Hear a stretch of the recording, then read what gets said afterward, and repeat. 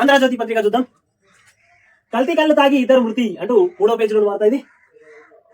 కప్పొంగిన అభిమానం అంటూ వార్త వేసుకొని వచ్చింది 11వ పేజీలో వార్త ఇది.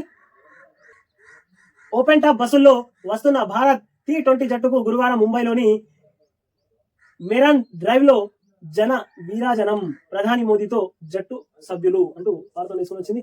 మొత్తం మీద ఓపెన్ గా ఉన్నటువంటి బస్సుల్లో వీళ్ళందరూ ఎక్కి ప్రజలకు బాయిలు చేసుకుంటూ అభివాదాలు చేసుకుంటూ వస్తుండగా ప్రజలందరూ వీరాభిమానులు పోటెత్తిరు అంటూ వార్త వేసుకొని వచ్చింది. ఇక్కడ సరితూగే అభ్యర్థులకే రాష్ట్రంలో లోక్సభ ఫలితాలపై సీఎం రేవంత్ రెడ్డి విశ్లేషణ అంటూ వార్త వేసింది. ఇక్కడ కొన్ని చోట్ల మా అభ్యర్థుల స్థాయి సరిపోలేదు, కాంగ్రెస్ దిగ్గజ నేతలంతా అసెంబ్లీకి వచ్చారు, ఓడి మళ్ళీ పోటీ చేయడం బీజేపీకి కలిసొచ్చింది, రాజధానిపై నా మార్కు మూసీ ప్రాజెక్టు మొదలుపెట్టిన 3 ఏళ్లలో పూర్తి చేస్తాం, 4 ఏజెన్సీలతో ప్రాజెక్టు పనులు చేస్తాం, ఫోన్ ట్యాపింగ్ చేయించినోళ్లు అనుభవిస్తారు, ఈవీఎంలతో అక్రమార్కులకు అవకాశం ఉంది,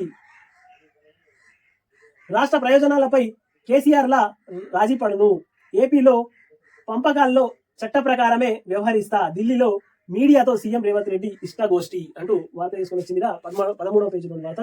గురువారం ఢిల్లీలో ప్రధాని మోదీతో సీఎం రేవంత్ రెడ్డి కరచాలనం అంటూ వార్త తీసుకొని వచ్చింది. ఇక్కడ 3 బ్లాకులు మాకే ఇవ్వండి, సింగరేణి గనులను వేలం వేయొద్దు, రద్దు చేసిన ITR ను పునరుద్ధరించాలి, IIM ఏర్పాటు చేస్తే భూమిని కేటాయిస్తాం, కోచ్ ఫ్యాక్టరీ బయ్యారం హామీలు నిలబెట్టుకోండి, రక్షణ భూములు 2450 ఎకరాలు మాకివ్వండి, సెమీ కండక్టర్ల మిషన్ లో రాష్ట్రాన్ని తేల్చండి, ప్రధాని నరేంద్ర మోదీకి సీఎం రేవంత్ రెడ్డి వినతి అంటూ 13వ పేజీలో. నిఘా విభాగాలను ఆధునీకరించాలి, అవసరమైన నిధులు ఇవ్వండి, IPS అదనపు పోస్టులు మంజూరు చేయండి, కేంద్ర హోంమంత్రి అమిత్ షాకు సీఎం రేవంత్ రెడ్డి భట్టి విజ్ఞప్తి అంటూ వార్త తీసుకొని వచ్చిందిగా.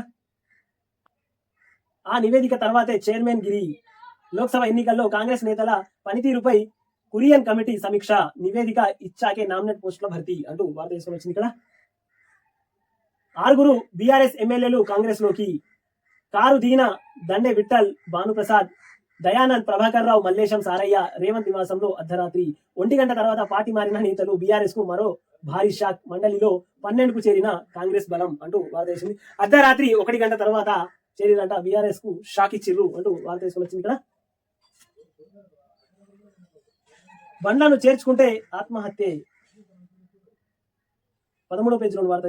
కాంగ్రెస్ లోకి కృష్ణారెడ్డి వద్దే వద్దు, గద్వాల బీఆర్ఎస్ ఎమ్మెల్యే చేరికపై రగడ, కార్యకర్తల ధర్నాలు, ఆత్మహత్య యత్నాలు, సెల్ టవర్ ఎక్కారు, పెట్రోల్ పోసుకొని మరో 3, ఎప్పుడు చేరేది 2 రోజుల్లో ప్రకటిస్తా బండ్ల అంటూ వార్త తీసుకొని వచ్చింది. ఇక్కడ అనుమతులు లేని మల్లారెడ్డి విద్యా సంస్థలపై చర్యలు, హైకోర్టు ఆదేశం అంటూ 14వ పేజీలో వార్త.